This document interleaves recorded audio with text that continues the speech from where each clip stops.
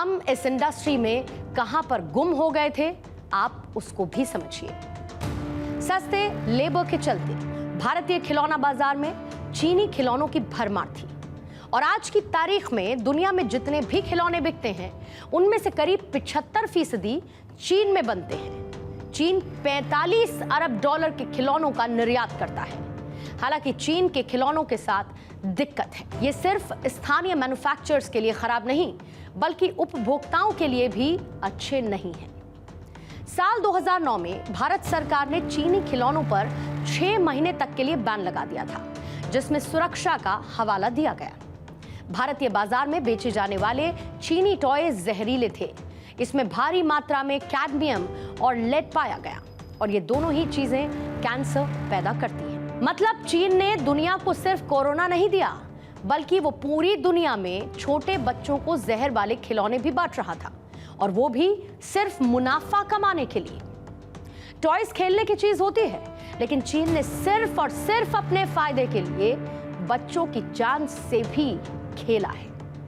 छोटे बच्चे जब खिलौनों से खेलते हैं तो खेलते खेलते खिलौनों को मुंह से भी लगा लेते हैं, और जब वो इतने खतरनाक केमिकल से बने हैं तो इन खिलौनों को मुंह से लगाते ही आप सोचिए कि इसका बच्चों पर क्या असर पड़ता होगा। लेकिन ये रिपोर्ट आए कई साल हो चुके हैं और दुनिया भी अब चीन की चालाकी को समझ चुकी है, और यही कारण है कि भारत में चीनी खिलौनों के आयात में 57% की गिरावट देखी गई है, जो कि 2018 और 2019 में $371.69 मिलियन से घटकर 2022-23 में $158.70 मिलियन तक पहुंच चुकी है।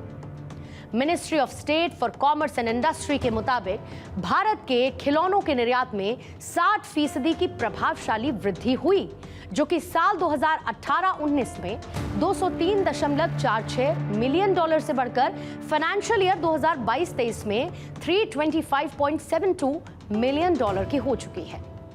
भारत ने हालिया वक्त में ही यूएई और साथ ही मिडिल ईस्ट के साथ एक फ्री ट्रेड समझौते पर हस्ताक्षर किए, जो कि मेड इन इंडिया खिलौनों के लिए जीरो ड्यूटी मार्केट में अपनी पहुंच को बनाने के लिए एक अवसर प्रदान करता है। अब इस खेल बाजार में अलग अलग सेगमेंट्स हैं, जैसे कि कुछ बच्चों को गुड्डे गुड़िया से खेलना पसंद होता है, कुछ बच्चों को बॉल से खेलना पसंद होता है, और इसीलिए इस मार्केट में अलग अलग सेगमेंट्स की हिस्सेदारी पर एक नजर डाल लेते हैं। जैसे कि आउटडोर एंड स्पोर्ट्स टॉयज होते हैं, जो कि खिलौनों के बाजार का सबसे बड़ा सेगमेंट है, जो खिलौना बाजार में 25 से 30% की हिस्सेदारी रखता है।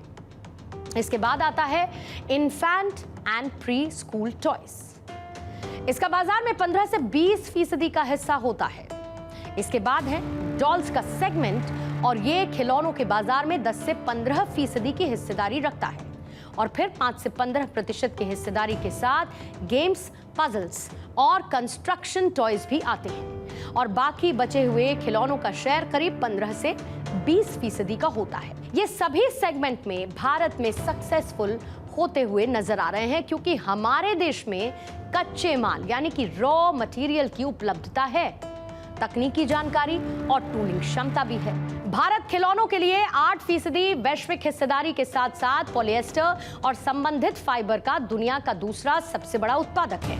भारत में घरेलू खिलाड़ियों के पास सटीक टूलिंग में तकनीकी विशेषज्ञता है, और वो रेडीमेड मोल्ड्स और स्ट्रक्चर्स की कमी को दूर कर इसकी विस्तार क्षमता को बढ़ाने पर काम कर रहे हैं। भारत में दुनिया के दूसरे खिलौना बाजारों से इतर अगर आप कंपैरेटिवली समझेंगे तो सस्ते लेबर का फायदा भी मिलता है, और इसके साथ ही टॉयज में क्वालिटी की बात करते हुए साल 2023 तक BIS ने घरेलू निर्माताओं को 1000 से अधिक लाइसेंस और विदेशी निर्माताओं को सिर्फ 29 BIS लाइसेंस दी। अब आप इसी डेटा से ये समझ सकते हैं कि विदेशी खिलौनों के मुकाबले में भारतीय खिलौनों की क्वालिटी कितनी शानदार है, और यही वजह है कि भारत की टॉय इंडस्ट्री चीन या पश्चिमी देशों के मुकाबले में कॉम्पिटिटिव बनी हुई है। खिलौना बाजार में भारत का एक्सपोर्ट तब बढ़ा जब महामारी के दौरान चीन का ये बड़ा कारोबार पूरी तरह से ठंडा पड़ गया, और यहां से भी ध्यान रखिए कि चीन ने छोटे प्लास्टिक के सामान और इलेक्ट्रॉनिक स्ट्रक्चर बनाकर दुनिया के कारखाने के रूप में शुरुआत की थी, और जैसे जैसे इस क्षेत्र में चीन ने अपना एक्सपेंशन किया, खिलौना कारोबार के नाम पर भारत के पास जो कुछ भी था वो लगभग मिटा दिया गया। समय के साथ चीनी मैन्युफैक्चरिंग इतनी एडवांस हुई कि देश में सबसे ज्यादा इंपोर्टर चाइनीज खिलौने इंपोर्ट कर रहे थे।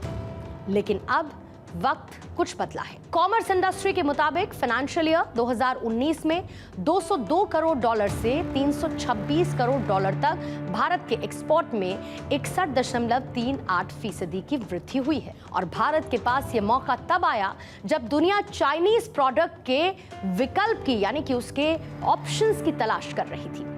भारत के पास एक विशाल घरेलू बाजार और खिलौनों के बड़े पैमाने पर मैन्युफैक्चरिंग का सपोर्ट करने के लिए पर्याप्त मांग है यानी कि डिमांड है। भारतीय आबादी का लगभग 25% 0 से 14 इयर्स की कैटेगरी में आता है, जो कि एक बड़ा कस्टमर सेगमेंट है।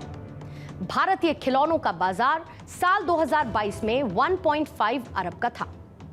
आईमार्क ग्रुप की 2022 की एक रिपोर्ट ये कहती है कि अगर भारत की टॉप इंडस्ट्री अगले 5 सालों में 12.5 से 13% की वार्षिक वृद्धि दर से आगे बढ़ती है तो साल 2028 आते आते ये 3 अरब डॉलर तक पहुंच जाएगी। यानी कि हर डेटा, हर चार्ट में भारतीय खिलौना बाजार ही टॉप कर रहा है।